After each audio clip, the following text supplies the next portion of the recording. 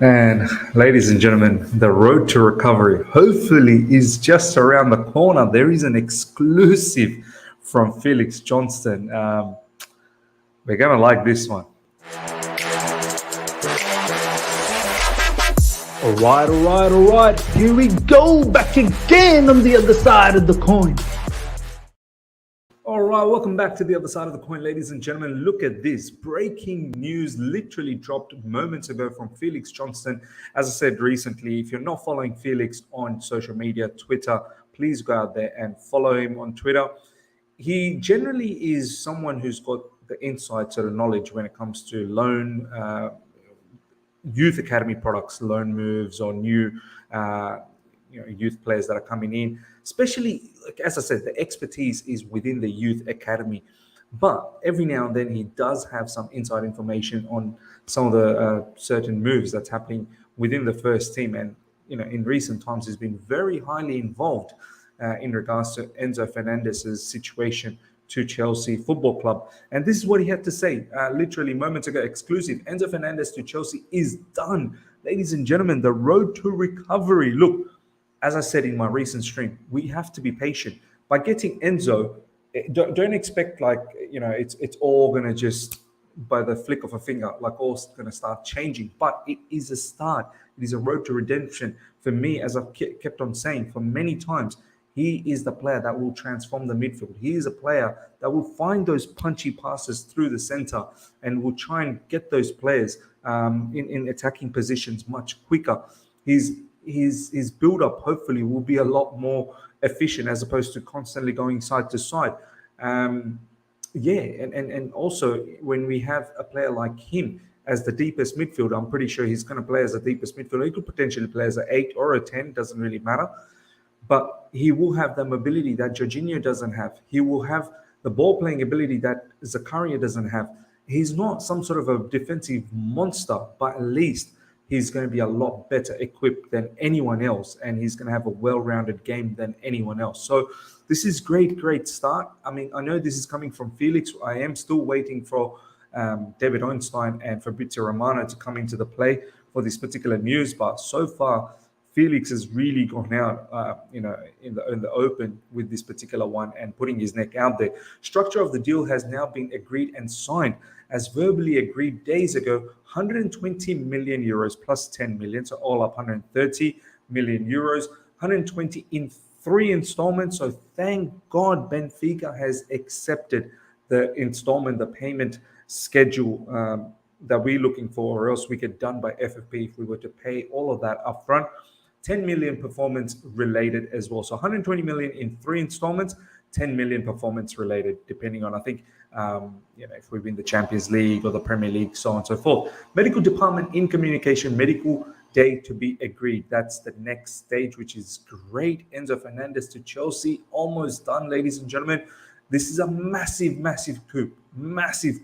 And do you know what? For me, this is a marquee signing for sure. And congratulations to Todd Bowley, the new ownership group, and Chelsea Football Club, whoever else was involved. I think Christopher Vivell was involved for making this happen.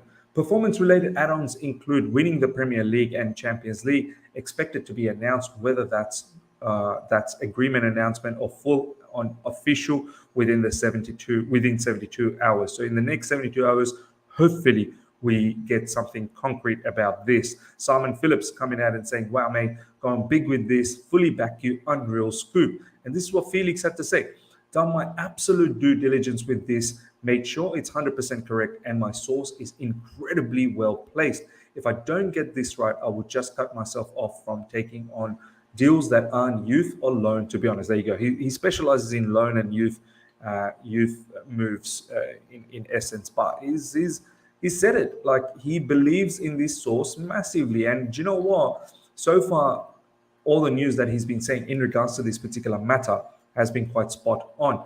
Now, a little bit more in regards to Enzo Fernandez. Midfielder Enzo Fernandez did not attend the 2 training sessions that Benfica's squad held this Monday at EXCL. I hope I pronounced that right. Thus, infringing the internal disciplinary regulations of Benfica. This is from Record Portugal. they've been on top of this particular situation as well. Further goes on to say the Argentine international thus incurs a heavy penalty for missing a day of work. This after having traveled to his country after the game in Braga in order to spend the New Year with his family in Buenos Aires without having the necessary authorization from the club. When you see things like this go down, missing training, not having the authorization to go back to his own country to do XYZ, celebrate New Year's Eve and whatnot, something's on. Something is on, and this player is well aware that maybe a potential move to Chelsea is on the cards.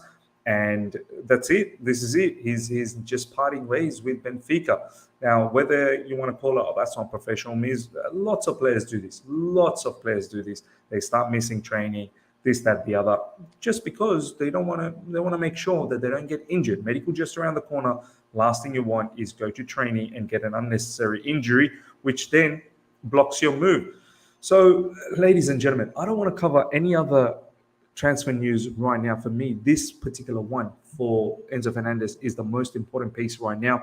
We'll do a live stream to cover all the other rest of transfer rumors that's going around. Right back with badly needs João Felix information. Doesn't look like we're probably going to get João Felix now. But for me, Enzo Fernandez, ladies and gentlemen, is a huge recruitment. This guy, man, I mean, all the issues that we currently have, I'm not saying it's solely on midfield, but a majority of it is the dysfunctional attributes that we have in midfield. As I said in my latest stream, you've got certain players that are good on the ball and certain players that are defensively good. We generally don't have a particular player in midfield that's good on both attributes, with and without the ball. It's very important, or else too many flaws and too many areas to compensate. Do you know what I mean? Like, a lot of people have been screaming out to make Zakaria play a lot more. But Zakaria, look, he might be okay with the ball, but he's not exactly what we need with the ball. Without the ball, he gives us everything that we probably desire. Not everything, but pretty much everything. In regards to Jorginho, he's good with the ball, but off the ball, sometimes he gets really decimated. Kovacic similarly as well. With the ball, great. Off the ball, at times, bit iffy. Ruben Loftus-Cheek, probably not good with the ball or without the ball, and he's injured. Not at the optimum level that we want from Ruben Loftus-Cheek. He can drive with the ball, but his final third decision-making not good enough. This is why hopefully players like Chukwuemeka gets a look in midfield. Lewis Hall, maybe hopefully he can get a look in. And this is what I've said with Graham Potter. We can sit here and complain and blame all these players. At the end of the day, Graham Potter needs to take some responsibility because he's choosing some of these players.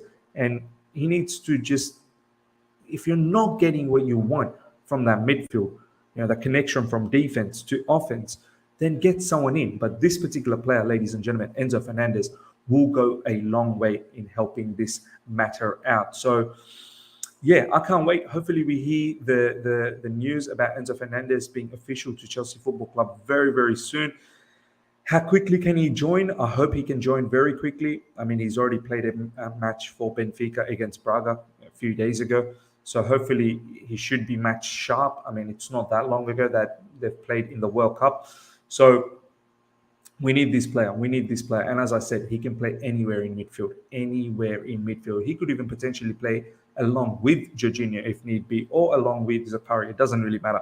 Hopefully he enhances that midfield and really starts ticking us over and making us play a lot smoother. And hopefully Graham Potter, with the acquisition of Enzo Fernandez, can slowly start building his style and start putting an imprint on this particular team and embed that philosophy, man, because we badly need. Look, as I said, I'm not going to get overly gassed that as soon as Enzo comes in, all our issues go away and we're going to go for a 10-match winning run and we're going to potentially make top 4.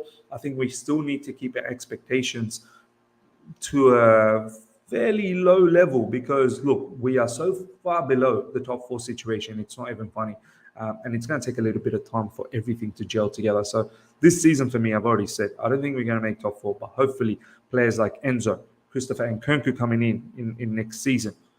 And hopefully we add a few more bits and pieces here and there, which is very important. Right back is the next big thing for me. I need a right back. And then hopefully we can make a proper push next season. Hope you guys have enjoyed this. Smash that like button if you have. If you're here for the first time, subscribe, hit the bell notification to stay in touch with all my content, ladies and gentlemen. Let me know how you feel about this news. I feel like this is going to happen within the next few days. Let's go for it. Until next time, see ya.